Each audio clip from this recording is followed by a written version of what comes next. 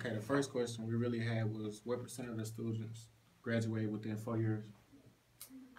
A lot of our students are transfer students, so unfortunately, based on the way that the Department of Education calculates graduation rates, they only look at full-time, first-time freshmen. So unfortunately for us, that's a lower percentage than the amount of transfer students that we're bringing in. So for instance, this graduating class that we just had in May, we had about 157 graduates, which is one of the largest graduating classes we've had in the last 35 years, but unfortunately a majority of the students were transfer students, so they will never count towards our graduation rate. Any student that also leaves the university and graduates from another institution also doesn't count for us. So unfortunately for us, it's a little bit low right now. But we're working a lot with a lot of the new offices on campus, like Student Support Services, Office of Retention, Office of Financial Assistance, and the Office of Academic Success to really support our first-time freshmen to help get that number up. Have you all ever tried to come up with a plan to get come up with a plan so students can stay here, so you all can have that, so you all can reach a goal as far as a graduation rate? Absolutely. So a lot of that work comes out of the Office of Retention. And so Miss Sabrina Brown manages the system that we call the Early Alert System, and that allows any staff members, coaches, financial aid counselors, faculty members to be able to send alerts to Miss Brown for any kind of concern that they may have about a student. I haven't seen them in a while, they seem like they may be depressed or having financial aid issues, and Miss Brown fields all those requests and connects the students to appropriate meetings with the appropriate staff member or faculty member, so that we're not waiting till midterms or finals when a lot of times at that point it's too late. So that's a new office this year and a new program that we're using, and so hopefully we'll see some good results from that. Thank you. You're welcome. Okay, the second question is what are the college's what's the college's most important values and how does it demonstrate this particularly important value to its students? Sure. So a slogan that we like to use a lot around here is student-focused, student-driven, and student-centered. So as staff members, when we think about different policies and processes that we have, we always try to keep the student in mind. So from an admissions standpoint, that means is the information that we're communicating to students clear in a way that you understand, whether everyone in your family has gone to college or whether you're the first student in your family to go to college. Is what we're saying, do we break it down well? Does it make sense? Is there a very clear path through the admissions process for you? Are we responsive to you? Is our website easy to navigate? Are we engaging you on social media or through video? Is our marketing material engaging? So everything that we do should be with the student in mind, and that's what we aim, and those are just some of the ways for my area that we try to align with that mission.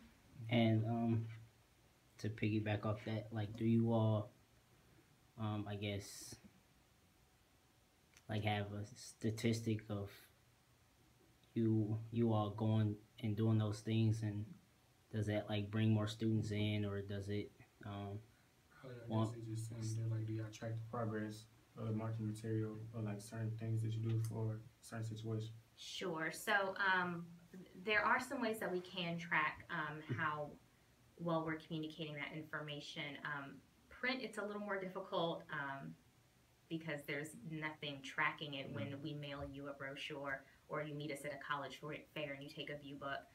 But for things like our emails that go out, we can monitor how many students are clicking on it, how many are opening it, how many open it multiple times, so they're referring back to that information.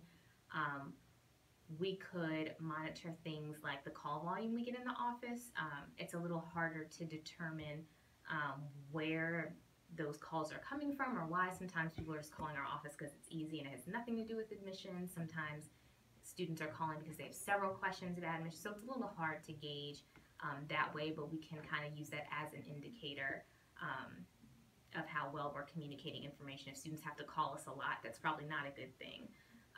When students come into our office, they sign in and they indicate what's their reason for visiting admissions, and then they receive a follow-up survey. So we have a dashboard where we can monitor our service level on a scale from 1 to 5, as well as anecdotal feedback that they provide, any comments about their service while they were in the admissions office, so we monitor that. We can also monitor the Google Analytics, so see from page to page on the admissions section of the website, how many times people are viewing it. Are there some sections they're viewing more than others, and different things like that.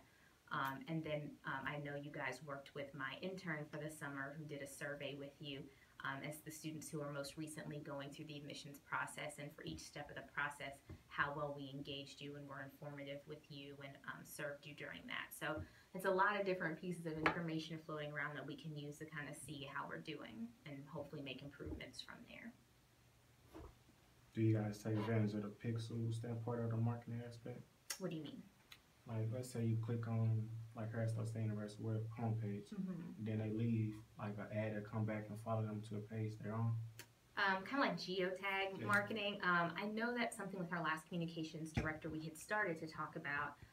She's no longer with the university, and so we have someone new, so that's just a conversation that we need to re-engage with, because that's, especially for this region, that's where we're most popular, as well as some of the major urban markets, Memphis, Kansas City, Detroit, Chicago. So that would be a great way in people's Facebook news feeds and different things like that, that our ads can pop up, or when they Google HBCU within a certain area, we're one of the first names that pop up. So there are a whole bunch of different techie things we could do, could cost money, but those are things we've definitely talked about for sure. Okay. Good question.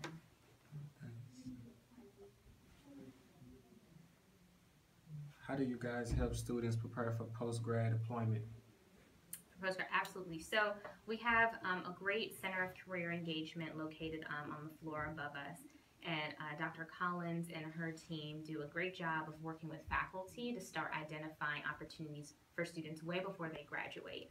And that looks like a number of different things. You'll see this year we have a graduate school and career fair. This past year we had about 75 employers here in graduate schools on campus that day in the gym, college fair style. Students had the ability to walk around, bring their resumes, and some places were hiring right on the spot. I know I talked to one organization, College Bound, they had 18 openings that day. So people are coming ready to hire bright students of color, and so that's a great opportunity for students to take advantage of.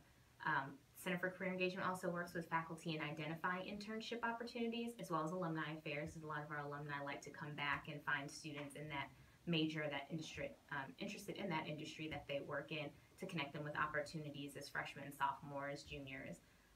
And then they do all the typical things, mock interviews, they'll review your resume for you. If you don't have clothes for an interview, they'll help.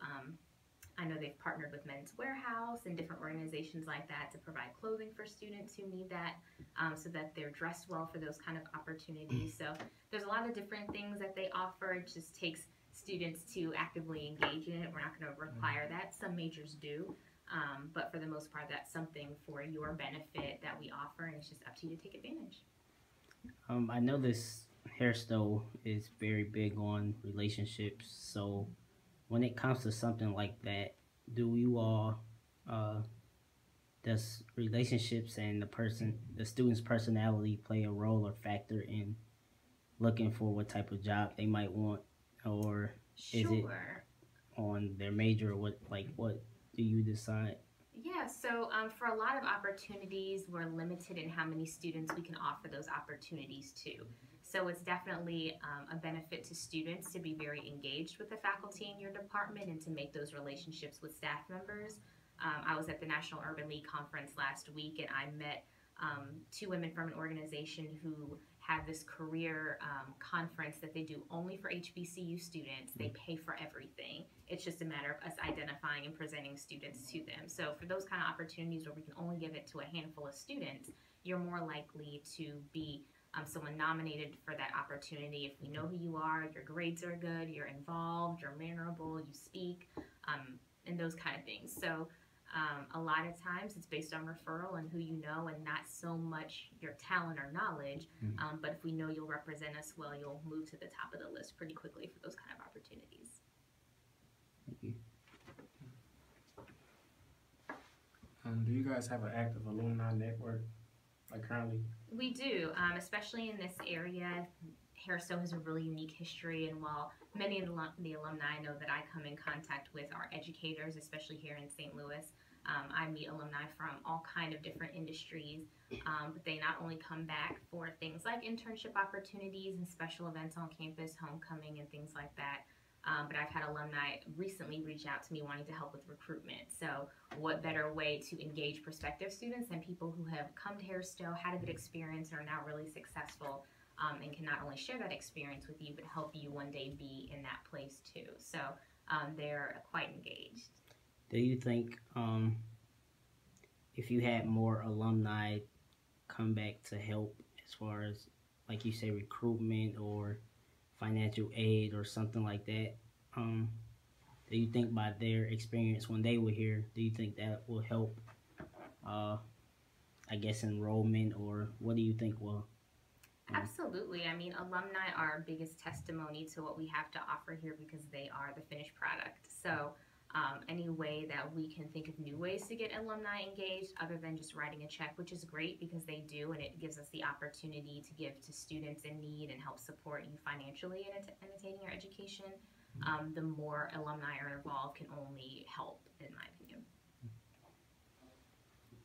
Okay, do IB and AP courses matter? Absolutely. We are always encouraging students to take advantage of opportunities as high school students where they can gain college credit in the process. So not just advanced placement, not just international baccalaureate programs, but dual enrollment as well. We encourage high school students to go to their local community college, take some of the basic courses, biology, English, math, Spanish, public speaking, things that if they get a C or better, they can transfer to Harris Stowe and save themselves time and money. Same thing with IB programs, AP programs. When they score well on those tests, they can also get credit here at Harris Stowe. So anything for students to save money and get in and get out and get to their careers is definitely what we want to support them in doing. I wish I would have knew about that.